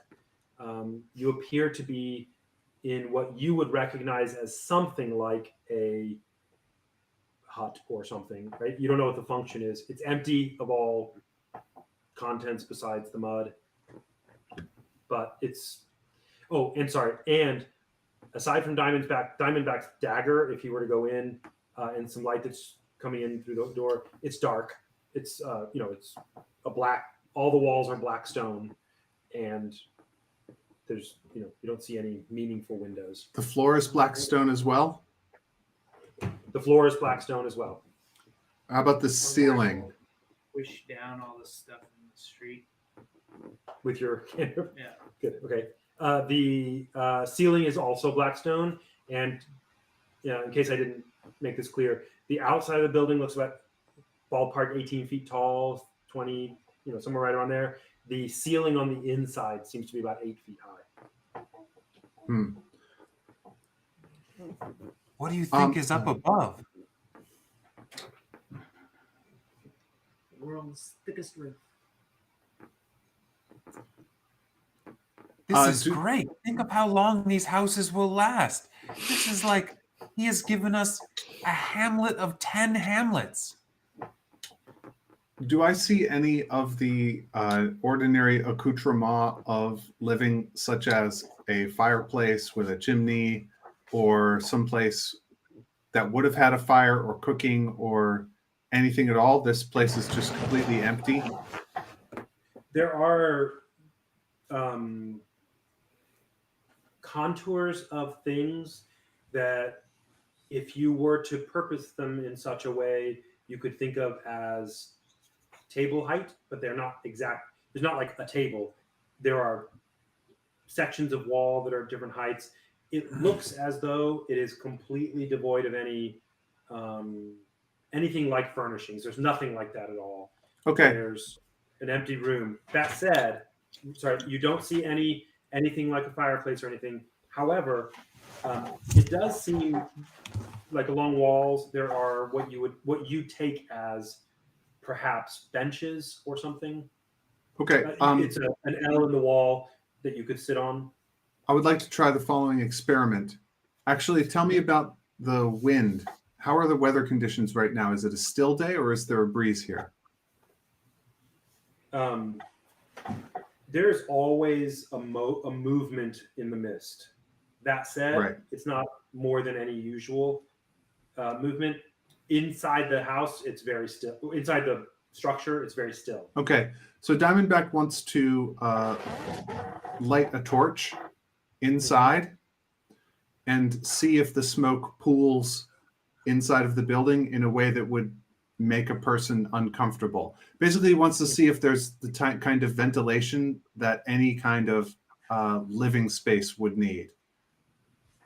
Or if this is maybe like a room that has some other purpose, such as a storeroom or a place where dead people are stored or something like that. So the whole place is just a big mausoleum. You light the torch. Maybe. There is smoke in the ceiling, in the it kind of accumulates there, but not as much as you would expect. It's perhaps seems to be going somewhere, not out the door. There is, you can see that there is some from your torch. but it's not like it's not building up once you get a little bit above you. I raise my torch and my glowing dagger for extra light, and I look to try and see if there are any holes in the ceiling that the smoke might be going through. Roll me an investigation check and give me a second. Don't tell me the results so I can get the right. Wait, can I get Inkatink to come in and tell him what I'm doing and have him look as well?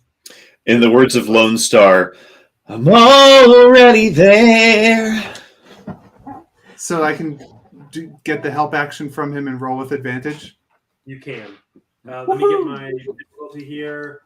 Got it. Okay, tell me what you get. Inkatink gets Diamondback up on his shoulders and is like wobbling around with Diamondback sitting on his shoulders. 14 plus 5 is 19. What you find is there is a section that you find two places where the smoke is escaping or getting out. There is one section where toward what you take to be the far edge of the building, where it actually looks like perforations in the black stone, that little tiny holes, really small ones, but a whole bunch of them in a couple of foot radius area, and the smoke just seems to be escaping. You don't see any light through the holes. You're not sure what's happening there, but there seems to be some holes, and the smoke seems to be ventilating out there. Also, in a different part of the same area, you've cleared out. There's a couple of little rooms, you would say. One of the rooms you realize has another one of these alcoves in the. Wait, I'm sorry. Mhm. Could you explain more about the rooms? I thought I was in one room inside of one of the stone structures. You are inside one room in one of the stone structures, and there were several other smaller, like, spaces that maybe I mispictured that, but basically that Inkatink had cleared out. They are connected with like archways between them, basically. And the walls and the not walls like between are the same black stone. Yeah, everything's the black stone. Are there seams? Is there any kind of mortar? You find no seams for anything, anywhere in the entire thing so far. Are there perforations in the outside wall of the obelisk, or are they in the ceiling? You see some small holes on the inside. Oh, I'm sorry, outside wall. I thought you meant on the outside of the wall. Right. No, you mean facing outward or facing outward or facing upward. So the edge, I guess you would say, between ceiling and wall, everywhere is rounded. They're in a roundy bit, like a little, up at the top where the smoke is, but kind of not over the center or any kind of notable place. It's just kind of that way. As far as in one of the other smaller sections of this, what I'm calling a room right now, is another one of these little alcoves like there was. It's smaller than the one that was at the front, but as you look at it, Diamondback, and you see that the smoke has been getting up there, it is also filled with muck. But Inkatink, would you get some of that muck out? Oh yeah, absolutely. I was going to say I'd like to also use create water to try to flush some stuff out. And I should say less muck and more. This is more like very wet soil. It just has been inside this place. And basically, there is something like stairs. They're stairs, but they're a little odd. They're oddly heighted for you guys, but For larger people or for smaller people? Slightly larger. Toll would probably not have any meaningful thought about it. Neno wouldn't be super comfortable trying to scramble up them constantly. So I think at this point, Diamondback is going to get Yoshka and the others who are with us to come over and show them this and say, we must certainly show the young stone carver this work. See, there are no seams. This was carved from a single solid piece of stone. The workmanship is like nothing I've ever seen or even heard of, except for perhaps the work of those that he came from. See, there are these stairs. We don't know what might be up there, and perhaps we should be ready for anything. Inkatink says, carved in exactly the same voice as Diamondback and goes, trying to indicate that he's not so sure that this is carved.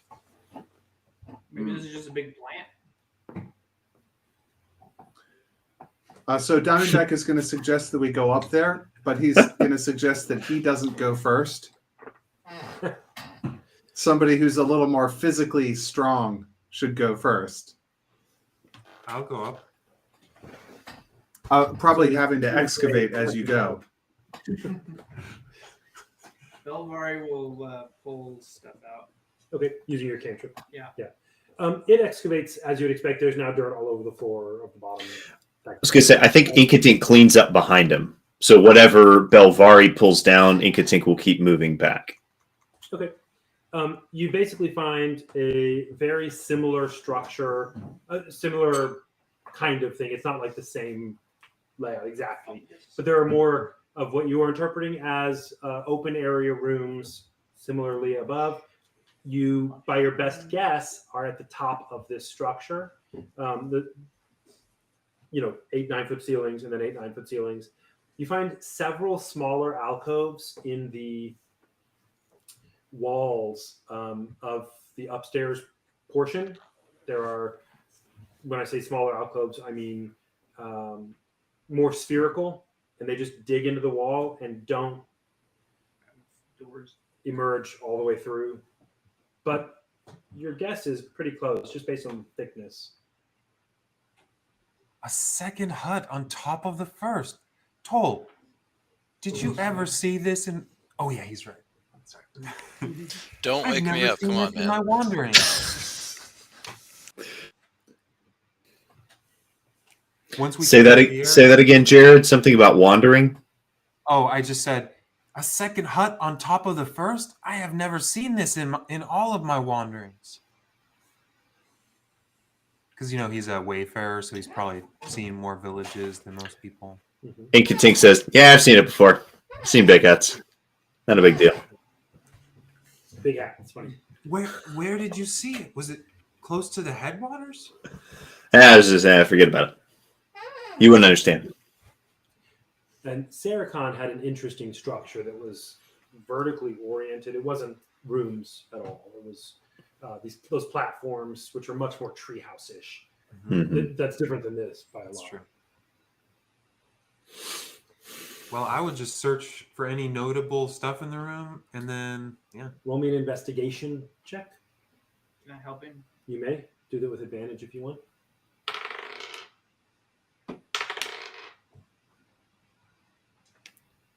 Team And anybody Inkatink. else who wants to investigate there too? Team All right, yeah, Inkatink Diamondback will comes help up with Team his glowing Diamondback. knife. Yeah, glowing knife.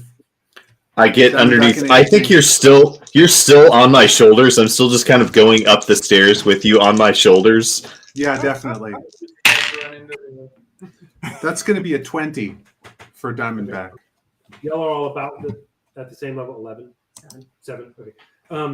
But she's very short. Yoshka, yeah. Yoshka is up there first and is searching around. Yoshka, you notice that you're running your hands. Sorry, first of all, Dwight asked a great question. What's the air quality in here? It's stuffy and a little bit stale smelling, but there is air in here. And if there was water in here, the air came from somewhere. So who knows? Yoshka, you are running your hands in this hemispherical sort of, it's almost hemispherical, alcove that's about 3 feet diameter and roughly chest height for you, ballpark. Okay. And you're just kind of investigating, running your hands over, and as you do, one portion of the stone, you're sliding your hand over, it moves. It like goes. It has not quite a grinding. It's like as it slides an inch, and you stop. Yeah. Tell me, Well, I'll feel out the thing that moved and then explore how it moves. Yeah. As you're doing it, you find resistance at different levels. It is not a smooth thing.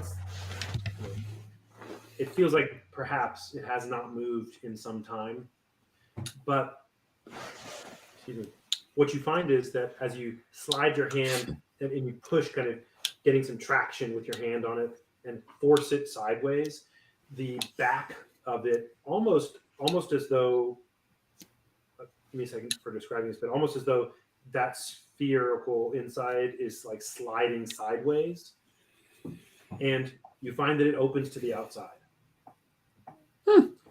You can see it's about the outside rim of this that's facing you is about 3 feet. The one to the outside is about 2 feet wide, and you can see below to the ground. There are several others of these in the room. Ah, It's the bird door. a window. Look at this. I Interesting. think Ikating's feathers ruffle and he makes a weird trilling noise.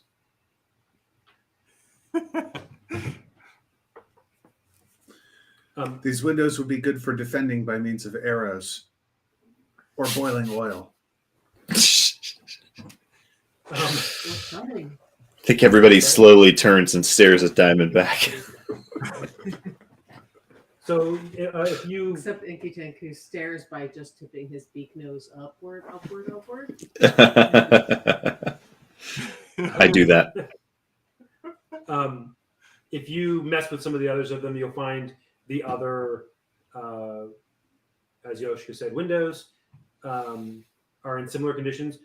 A couple of them on the opposite side that are not on the entrance side. You slide that open and there's muck behind it. Who knows? It's on the reverse side of the building, of the structure. What a house. We could hole up in here. Let's see And if there there's are- anything. Sorry, and go then on. you'll components to cast detect magic and just starts looking around the whole area. We've looked upstairs and down for a good 10 minutes.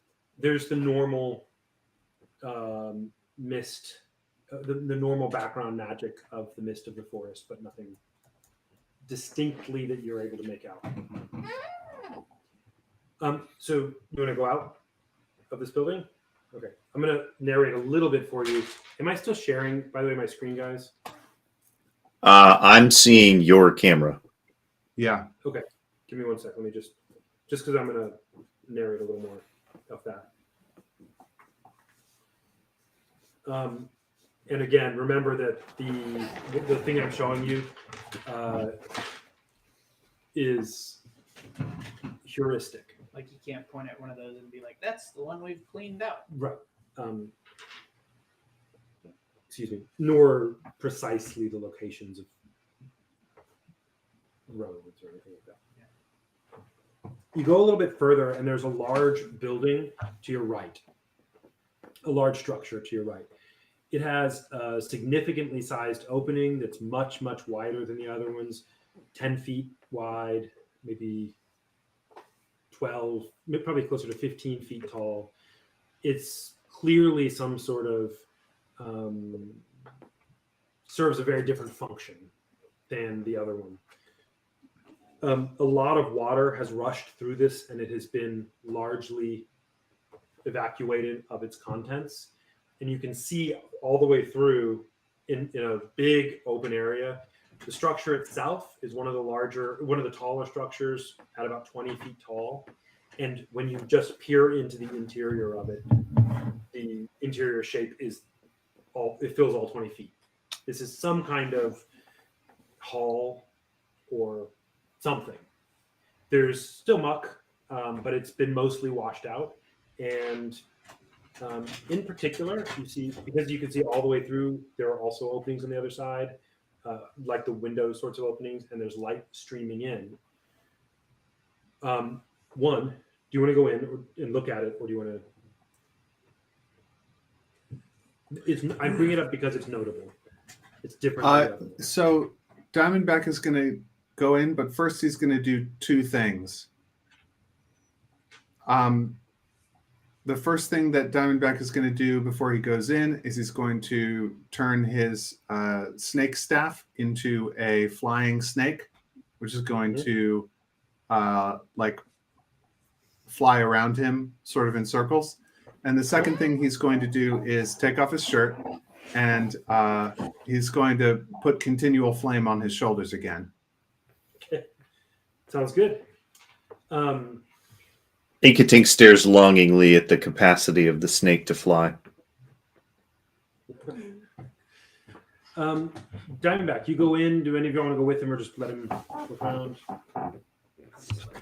I'll go in with him. Yoshka, Inkatink, go in. No. No, I'll poke around the outside though. Okay. Diamondback, you go in and roll me an investigation check. Is oh, okay. With help from my friend? No, this is not a. You're not seeking a goal in particular in this case. 20. Okay. 15 plus 5. You almost instantly, something catches your eye, and you recognize it. You have seen this kind of thing. It is as far as you can tell, exactly in the center of this chamber. You have seen this kind of thing 3 times before. Once at the Dryads in the forest, once outside of the basket town, Miradau, and once in the wilderness before you reached Oravan. Oh! You I'm found glad I yourself- made a note of the runes that were around the one by the Dryads. Not the ones by the Dryad, the one by the Garrett. Oh, the one by the basket town. That's right.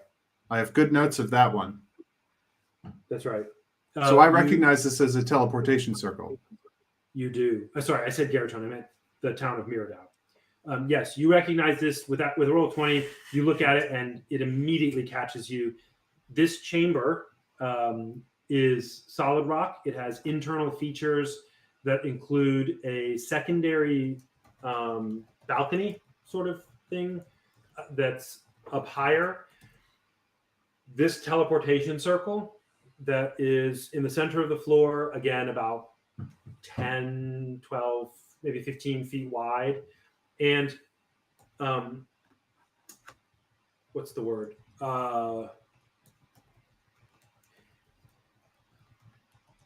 There are, shoot, I just lost the word that I had. I'm going to use the wrong word, not the word that I prefer, but whatever. Coming from a single center point in the roof of this structure, basically, are these curved, sort of ovular black stone protrusions that go all the way and connect to the floor at various points around the teleportation circle.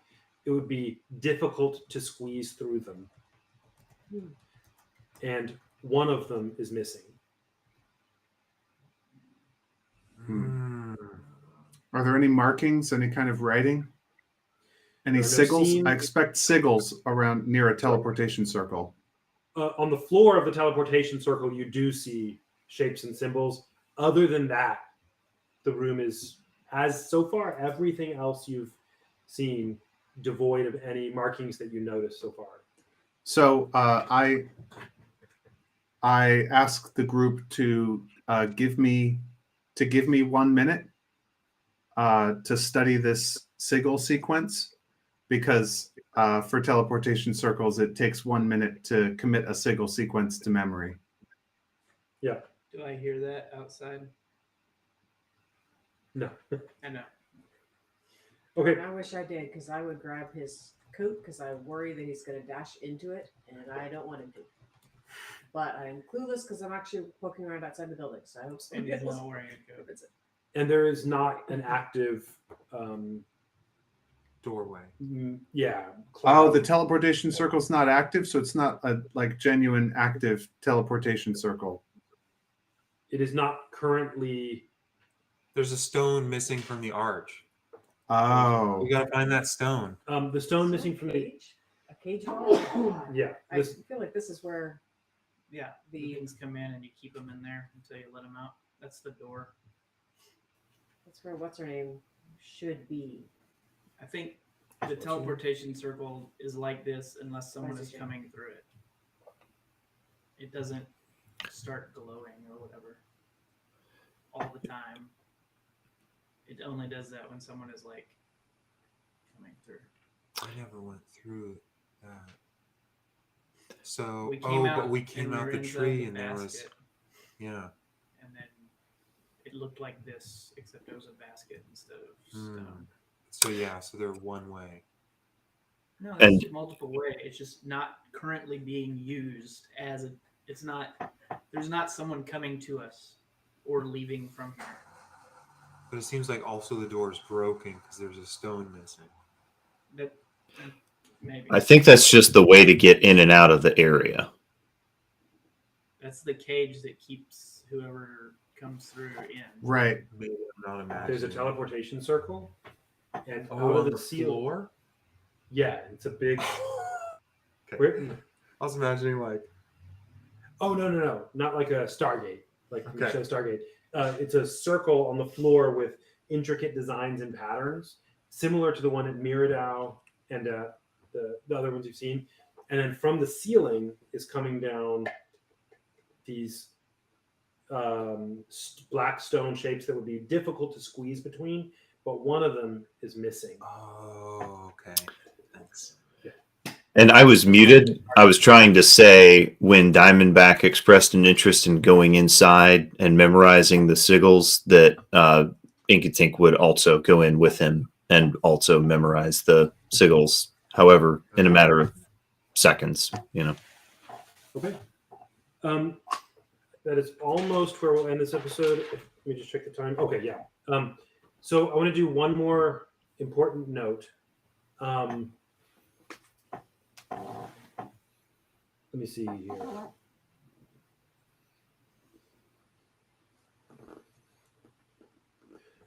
Please roll me, all of you, just a straight D20. This is not a skill of yours or anything. This is me basically selecting one of you. Just so you know, you're not. Toll is included in this as well. Toll, you're included in this as well. Okay. You said 18? Okay. 14. 9. 3. I'm going to roll for Jacob. Okay. Talon, that's right. Neno, you are outside and you hear clearly and distinctly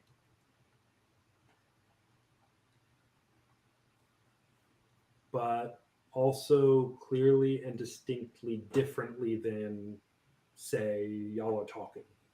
You hear in your mind, sort of, a single sentence, which is, "Can you hear me?" Oh, sorry, I guess it's a couple of sentences. "Can you hear me? Can you hear? They're coming soon."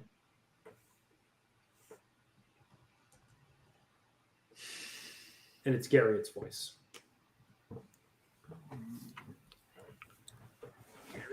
The traitor. No way. That's where we'll stop this episode. Pick up next time here. Thank you for listening. Thanks y'all for playing. Hope you'll have a good night. You can find out more about the world and the stories we're telling at the starfallcollective.com.